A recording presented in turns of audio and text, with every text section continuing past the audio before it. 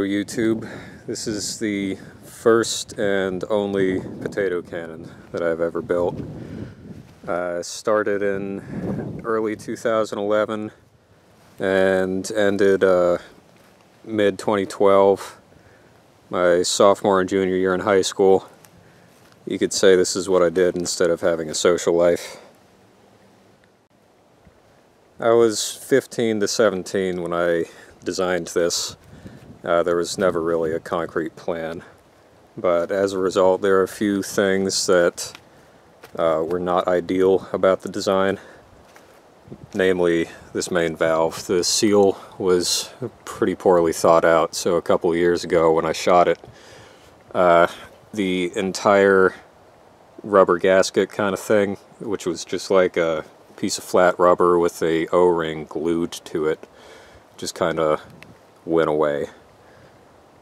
So it's been a while since I've fired it. I figured I'd take it back over to the house and get it going again to make a video.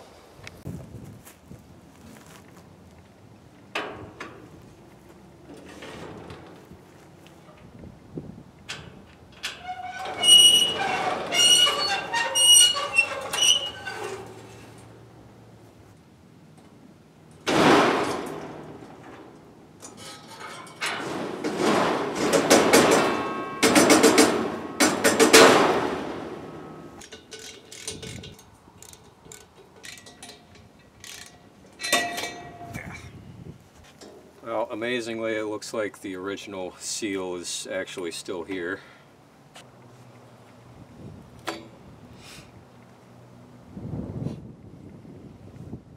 With the housing off, you can see how this valve works. When you go to fire the cannon, you start up by opening the air valve to this chamber, which pushes a piston up against this pipe. And ideally there's supposed to be an air seal there. All of your compressed air storage is behind this pipe here in these propane tanks.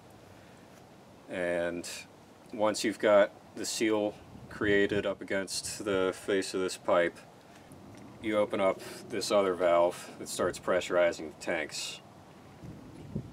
What usually happens is the pressure in the valve and the pressure in the rest of the chamber kind of equalize, but once you've created that seal, they kind of climb together, and hopefully it doesn't fire itself. I don't think I've had that happen before. Maybe once. As far as I can remember, this was only like my second welding project, and unfortunately I did all of the most important pressure vessel welds first. So those are extremely ugly and they don't do the job very well. They leak everywhere. But since they're just little pinhole leaks, it still works alright. And one day I might just kind of put some thick paint over all of it, and that should be enough to stop up most of them. So you can see I've got 3 of these propane tanks all welded together for holding the compressed air. And the third one is sectioned off by this butterfly valve that you can open and close to optionally close off that extra volume. The reason for that is when I had initially started kind of roughly planning this, I had read somewhere that for a compressed air cannon you want about a 3-to-1 tank to barrel volume ratio, and one of these tanks is roughly the same volume as the inside of the barrel. But that if you wanted to do a combustion cannon, as in like fill it with propane and oxygen and then explode it, then having a 3-to-1 ratio would be like overkill, and 2-to-1 would be better. Now, I had plans of maybe someday converting this to combustion, just replacing this valve with a pressure safety valve, so that as soon as you ignite the tank somewhere, it would just blow open the main valve. But it's been a couple of years and I've been to engineering school, And one of the first things they teach you is don't trust a 16-year-old's first couple of welds to contain an explosion. On the fourth try, I think I got a seal that works. This disc got a 45-degree bevel on it that will trap the O-ring in place. And with at least 60 psi, it'll shove its way in there. It's real tight. Seems to form a reliable seal.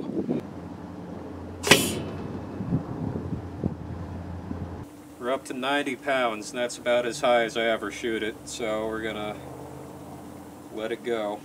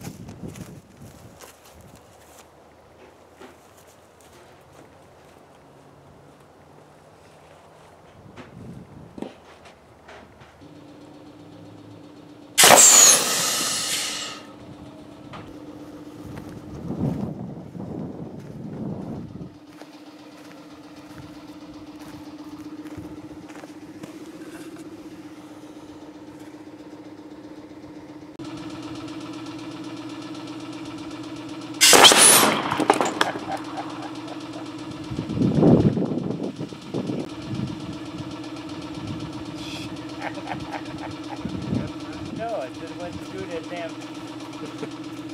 And you had the flat ends going on, didn't you? I got two pieces of soggy chipboard here. I know it'll definitely go through one, but I'm curious to see if it'll punch through the second or if the tennis ball will be too disintegrated.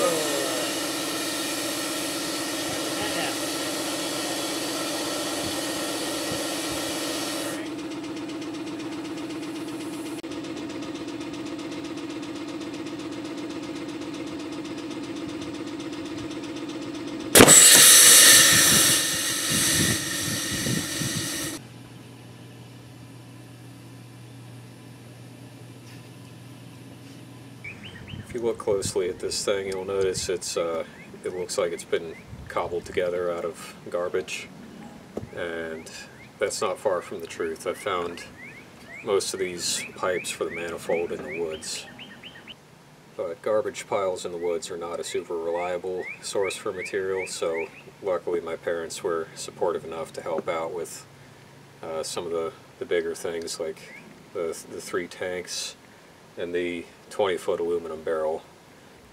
Still, I used what I had when I could. I think the only pipe fitting that I actually bought for this entire project was that large butterfly valve.